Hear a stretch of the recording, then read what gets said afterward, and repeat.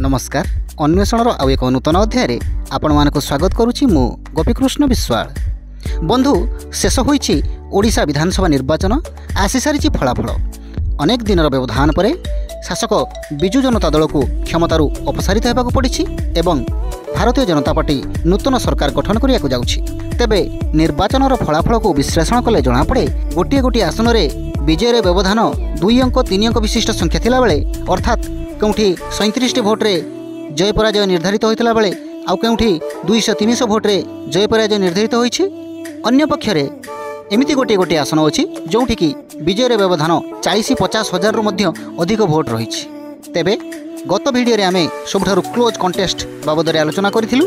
आजिर video रे आमे सबुठारु अधिक मार्जिन रे जितिथिबा 10 जण कैंडिडेट को विषय रे आलोचना करिबा। बड़ कथा हेउछि एई 10 जण कैंडिडेट सेमिति बेस प्रभावशाली नेता मानक मध्य गणा नुहंती, तथापि सेमाने निजर चेष्टा निजर परिश्रम निजर व्यक्तित्वर पराकाष्ठारे बेस अधिक मार्जिन रे जययुक्त हेबार सौभाग्य अर्जन करिसेंती। तेबे डेरी न करी आसंतु आरंभ करिबा आजिर भिडियो।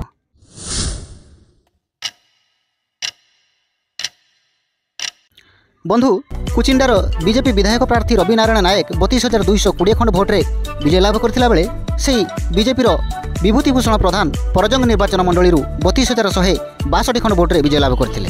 अन्य पक्षरे बीजेडी ब्रजकिशोर प्रधान तालचेर निर्वाचन मंडली 32,122 खंड भोट्रे विजय लाभ करथिला बेले बीजेपी प्रताप चंद्र नायक कविसूर्यनगर निर्वाचन मंडली 30,173 खंड भोट्रे विजय लाभ करथिले। किंतु एते भोट व्यवधान रे विजय लाभ करी मध्य एमाने आम तालिकार टॉप 10 रे स्थान हासिल करि पारि नाहांती। तेबे किए से माने जो माने कि याकठू मध्य आहुरी अधिक भोट रे विजय लाभ करछंती आसंतु जानिबा। आम तालिकार 10 नंबर रे रहिछि मयूरभंज जिलार मोरडा निर्वाचन मंडली। सेही मोरडा निर्वाचन मंडली बीजेपी विधायक प्रार्थी डॉक्टर कृष्णचंद्र महापात्र निजर निकटतम प्रतिद्वंदी बीजेडी प्रीतिनंदा कानूनगो को 33,270 खंड भोट्रे पराजय करी सबुठू अधिक विजय व्यवधान तालिकार 10 नंबर स्थान अधिकार करछंती।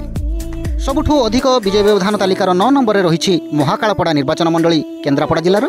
एथिरे बीजेपी तरफरु दुर्गा प्रसन्न नायक प्रतिद्वंदिता करुथिले। तांको सामने थिले बीजेडी जणे हेवीवेट नेता अतनु सब्यसाची नायक। मात्र निर्वाचन रे दुर्गा प्रसन्न नायक अतनु सब्यसाची नायक को 33,526 खंड भोट्रे पराजित करथिले, जहाँकि बेस आश्चर्यजनक घटना। एवं यही विजय द्वारा से सबुठारु अधिक व्यवधान रे विजयी होइथिबा प्रार्थी तालिकारे 9 नंबर स्थान अधिकार करछन।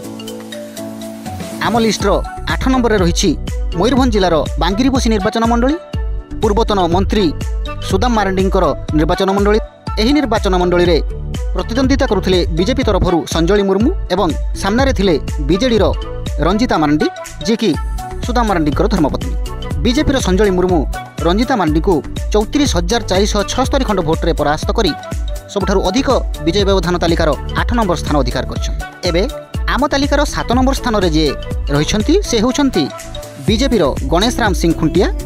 से प्रतिद्वंदिता करुथिले मयूरभंज जिलार आउ एक निर्वाचन मंडली जसीपुर सामने थिले तांकर बीजेडी चक्रधर हेम्ब्रम।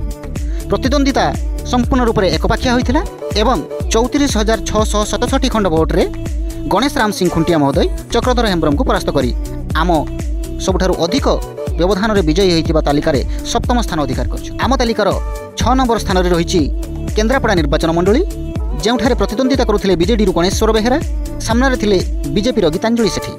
एही प्रतिद्वंदिताटी मध्य संपूर्ण रूप से एकपाखिया होइथिला एवं भेटेरान गणेश्वर बेहेरा निजर निकटतम प्रतिद्वंदी गीतांजलि सेठी को 35,418 खंड भोट्रे परास्त करी विधानसभा को निर्वाचित। 5 नंबर स्थान रहिछंती मयूरभंज जिलार आउ एक निर्वाचन मंडली बड़साहीर विधायक सनातन बिजुली।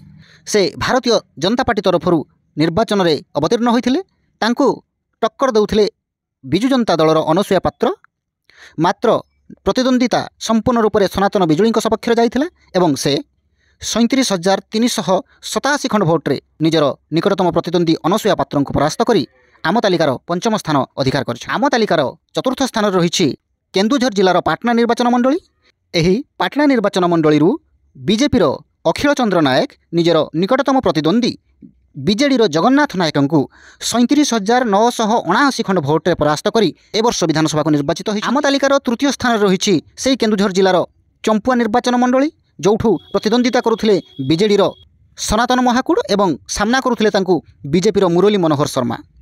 ନିର୍ବାଚନ ସମ୍ପୂର୍ଣ୍ଣ ରୂପରେ ସନାତନ ମହାକୁଡ଼ଙ୍କ ସପକ୍ଷରେ ଯାଇଥିଲା ଏବଂ ସେ ପାଖାପାଖି 40,000 ଭୋଟ ଅର୍ଥାତ୍ 39,994 ଖଣ୍ଡ ଭୋଟରେ ନିଜର ପ୍ରତିଦ୍ୱନ୍ଦ୍ୱୀ ମୁରଲୀ ମନୋହର ଶର୍ମାଙ୍କୁ ପରାସ୍ତ କରି ବିଧାନସଭାକୁ ନିର୍ବାଚିତ ହୋଇଥିଲେ ଏବଂ ଆମ ତାଲିକାରେ ସେ ତୃତୀୟ ସ୍ଥାନ ଅଧିକାର କରିଥିଲେ। ଏବେ ଆସନ୍ତୁ ଜାଣିବା କିଏ ଆମ ତାଲିକାର ଦ୍ୱିତୀୟ ସ୍ଥାନ ରହିଛନ୍ତି। ସବୁଠାରୁ ଅଧିକ ଭୋଟରେ ପରାସ୍ତ କରି ବିଧାନସଭାକୁ ନିର୍ବାଚିତ ହୋଇଥିବା ବିଧାୟକଙ୍କ ତାଲିକାର ଦ୍ୱିତୀୟ ସ୍ଥାନ ଅଧିକାର କରିଛନ୍ତି ଖୋର୍ଦ୍ଧା ଜିଲ୍ଲା ବେଗୁନିଆ ନିର୍ବାଚନ ମଣ୍ଡଳୀର ବିଜେଡି ପ୍ରାର୍ଥୀ ପ୍ରଦୀପ କୁମାର ସାହୁ।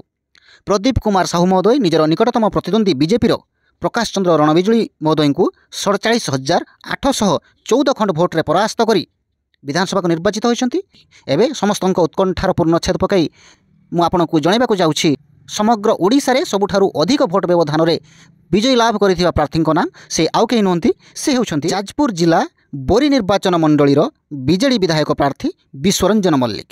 ବିଶ୍ୱରଞ୍ଜନ ମଲ୍ଲିକ ନିଜର ନିକଟତମ ପ୍ରତିଦ୍ୱନ୍ଦ୍ୱୀ ବିଜେପିର ଉମେଶ ଚନ୍ଦ୍ର ଜେନାଙ୍କୁ 51,465 ଖଣ୍ଡ ଭୋଟରେ ପରାସ୍ତ କରିଥିଲେ। ଚଳିତ ବର୍ଷ 50,000ରୁ ଅଧିକ ଭୋଟ ବ୍ୟବଧାନରେ ବିଜୟ ଲାଭ କରିଥିବା ବିଧାୟକଙ୍କ ତାଲିକାରେ ଏକମାତ୍ର ନାଁ ହେଉଛି ଏହି ବିଶ୍ୱରଞ୍ଜନ ମଲ୍ଲିକଙ୍କର ଏବଂ ସେ ହିଁ ଓଡ଼ିଶାର ସବୁଠାରୁ ଅଧିକ ଭୋଟ ବ୍ୟବଧାନରେ ବିଜୟ ଲାଭ କରିଥିବା ବିଧାୟକ। ତ ଏଇ ଥିଲା 2024 ବିଧାନସଭା ନିର୍ବାଚନରେ ସବୁଠାରୁ ଅଧିକ ଭୋଟ ବ୍ୟବଧାନରେ ବିଜୟ ଲାଭ କରିଥିବା 10 ଜଣ ପ୍ରାର୍ଥୀଙ୍କ ତାଲିକା। ଆଶା କରୁଛି ସୂଚନାଟି ଆପଣମାନଙ୍କ ପାଇଁ ଉପାଦେୟ ହୋଇଥିବ, ଆପଣମାନଙ୍କୁ ଭଲ ଲାଗିଥିବ ଏବଂ ପୁଣି ଥରେ ଏହି ନିର୍ବାଚନରେ ଆପଣମାନେ ନିଜର ମତଦାନ ପୂର୍ବକ ନିର୍ବାଚନକୁ ସଫଳ କରିଥିବାରୁ ମୋ ତରଫରୁ ଅନେକ ଅନେକ ସାଧୁବାଦ। ଆଜିର ଭିଡ଼ିଓରେ ଏତିକି। ପ୍ରଭୁ ଜଗନ୍ନାଥ ସମସ୍ତଙ୍କର ମଙ୍ଗଳ କରନ୍ତୁ, ସମସ୍ତେ ଖୁସିରେ ଥାଆନ୍ତୁ। ଜୟ ଜଗନ୍ନାଥ, ବନ୍ଦେ ଉତ୍କଳ ଜନନୀ।